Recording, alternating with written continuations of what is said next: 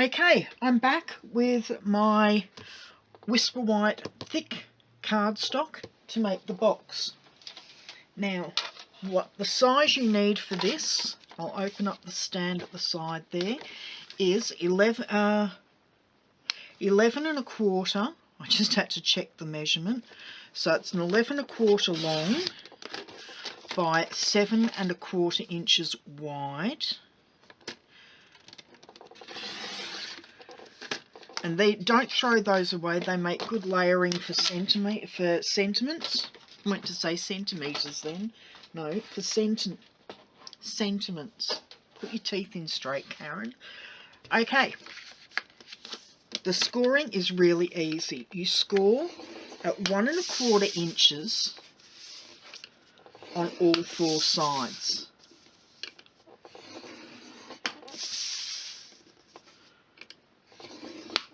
And then on the landscape side, you measure into 5 inches and score. Flip the paper 180 degrees and do the same thing. Make sure you've got it all the way to the edge there and score at 5 inches. And that's it. That's the scoring done.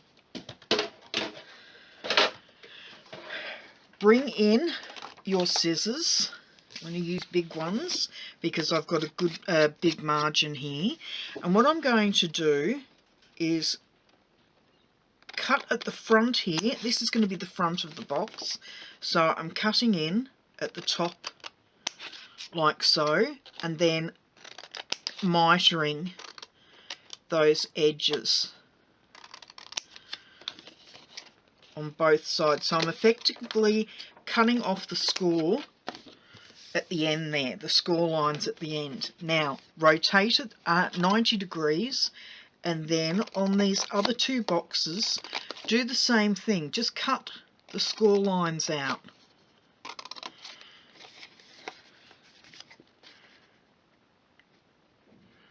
So you cut right down the edge of either side of the score line, and then trim it out. Turn it 180 degrees and do the same thing on the other side. Out with the score line.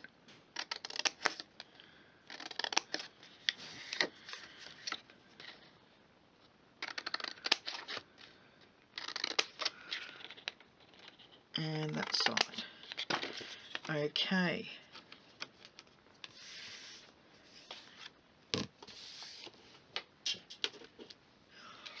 Now, so that I don't forget later, which I want to do, I've brought in my corner rounder punch. I've had this for donkey's years. If you don't have one, they are available in my online store with Stampin.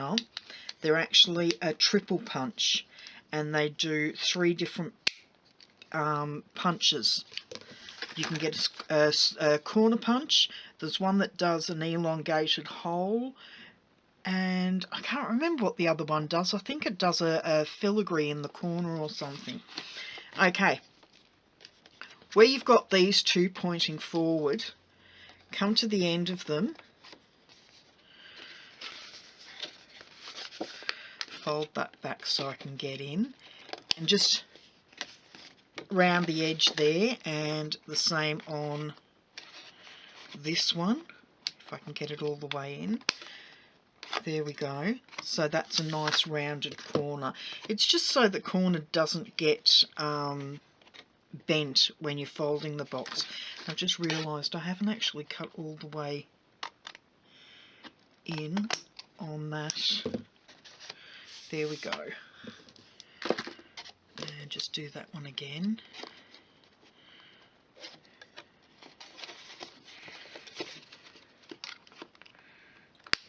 There.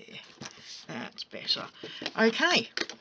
Now, all we need to do is bring in the bone folder and score and fold and burnish on all of the score lines.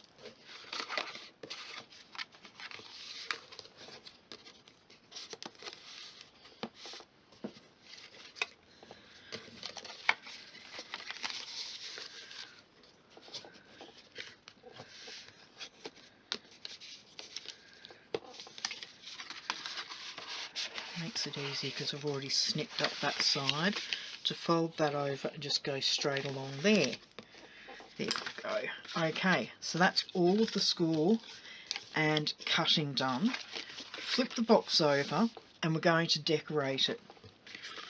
Now, I know this is the top of my box, so I have a piece and I've cut it to the wrong size. And we have one for the top and one for the bottom.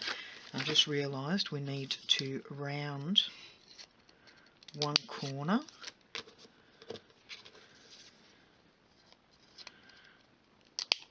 Like so. Ooh.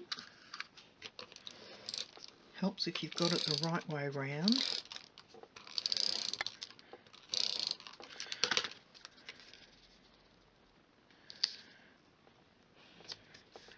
That's one.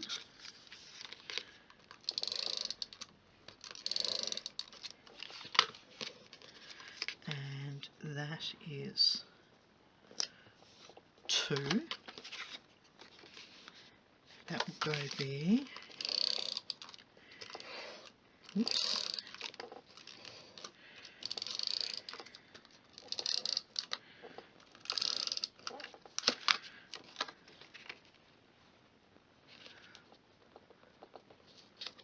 Now I chose this because it's got very similar colours to what the cards are inside the box.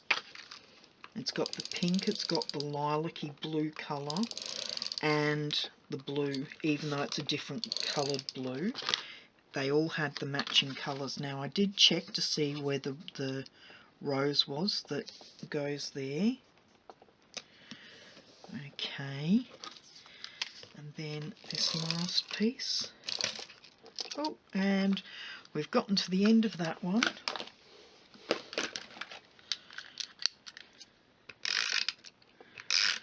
Okay. There we go. Make sure I've got that side matching. Not that it really makes that much of a difference, but it's nice to have. Okay.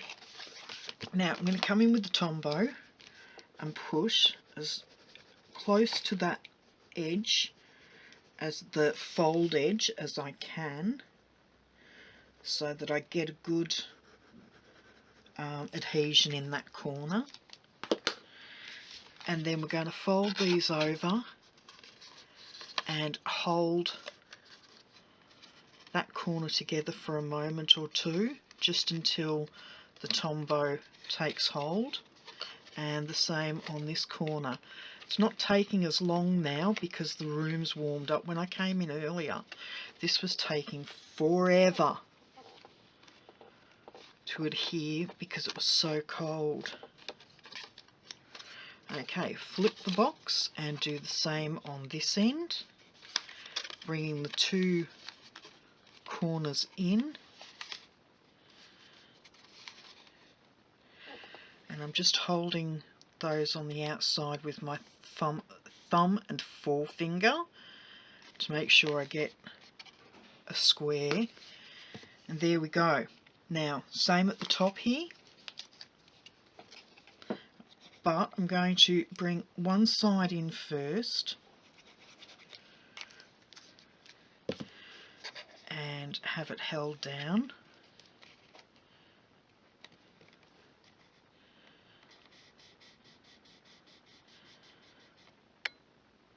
Like so.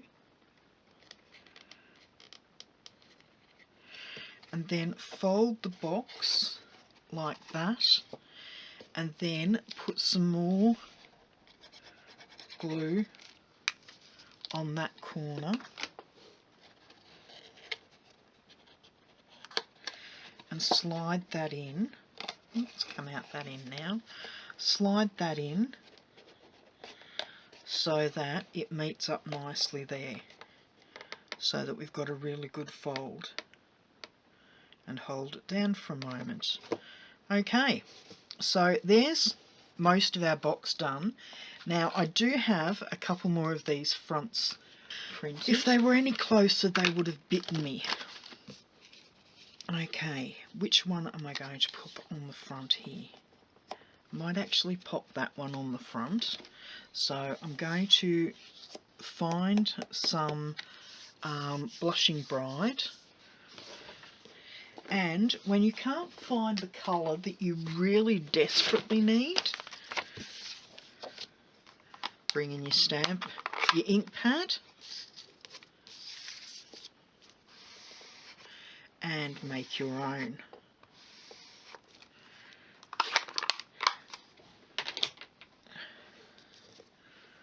Okay, so I'm going to come in with some more. Oh no, no. See what I did? Oh, that can go. Now, what other colours have I got here? Have I got another pink one? Probably not.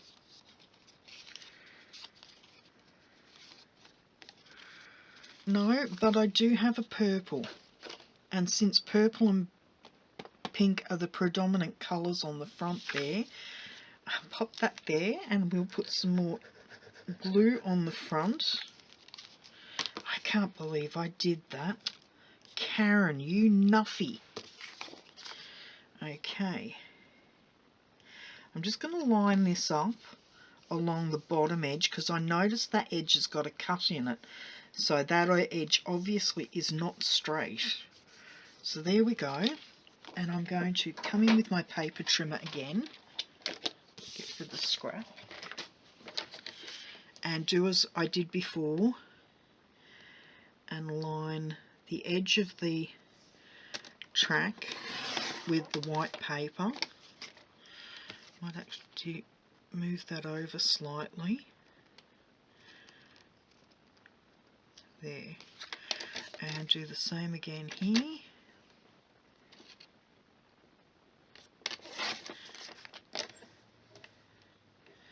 And the same down here.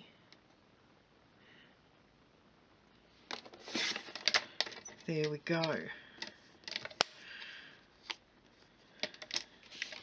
So get rid of these scraps.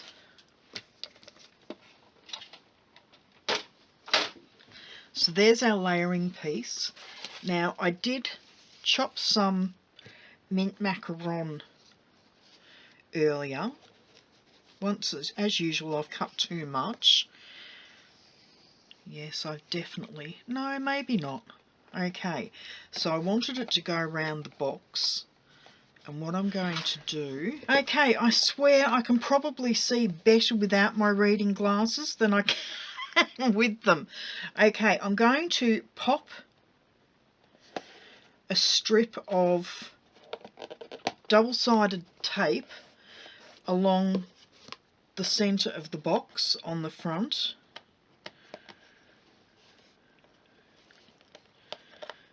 And take the backing off.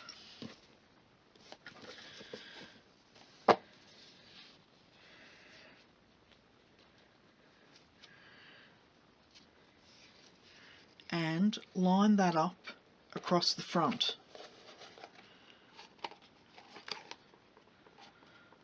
Like so. Okay, then flip the box upside down and do exactly the same on the back of the box. Like so. Quick rub and then take the backing off. And pop the ribbon down. On the front of the box, I'm going to flip over our focal print, or focal image, and just pop a couple of dimensionals, hopefully the width of the ribbon apart, which is approximately 3/4 of an inch, I think. Don't quote me on that. I have been known to make the odd mistake.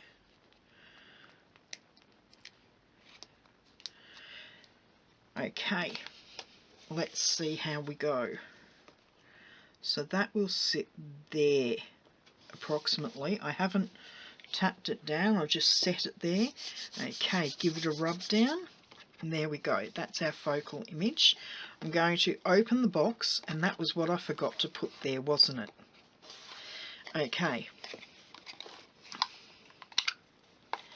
In with the hole punch. It doesn't matter what size, just pop the punch in equidistant from both edges approximately, and as far in as it'll go, and just pop it out, and we've made a finger hole there, or a thumb hole, as you can see. Okay, we're going to open the box up, and as you can see, 6 cards fit really nicely in there. You can there's even room for an extra one for a card from you to the recipient. I reckon that looks really, really nice. So we'll close the box up, and as I said, I chose the mint macaron because it was the closest colour that I had to the soft sea foam, which is what I used to stamp the leaves. Okay, so I'm just going to trim the ribbon on one end only because it seems to be perfect the other end. And there we go. That's our project complete. Complete with all the bloopers today, although I'm hoping I'm going to be able to edit most of them out. But there you go. I hope you liked today's project. I'm really pleased with the way that turned out. I think that'd make a lovely gift for anybody. Yeah, so you can put sentiments inside the card if you like. I'm just not over keen on the sentiment that the main sentiment that came in here that matches with the thanks. You are somebody who makes everybody feel like somebody. Not my favourite saying. But if you can find one that you like, or maybe you do like that, you can use that inside. But as I said, just one stamp set and a couple of ink pads. You don't even need to change them up the way I did. If you've just got soft sea foam or mint macaron and, you know, just one other colour, you've got, even if it is this one, I think Purple Posy would have gone really nice with that, but never mind. I just think that looks absolutely gorgeous. So I hope you liked today's project and you'll give it a go. If you've liked today's video, please give me a thumbs up, and if you're not already subscribed, please consider subscribing. If you'd like to purchase any of the products you've seen me use today, please click on the links down below. If you go to the description below and just click the little arrow to open it up, a drop down box will appear and all of the items used in today's project will be listed there. Click on any of them and you'll be taken straight to my Stampin' Up store. Yeah, so that's all from me for today. Until Tuesday, I'll see you later. Bye bye.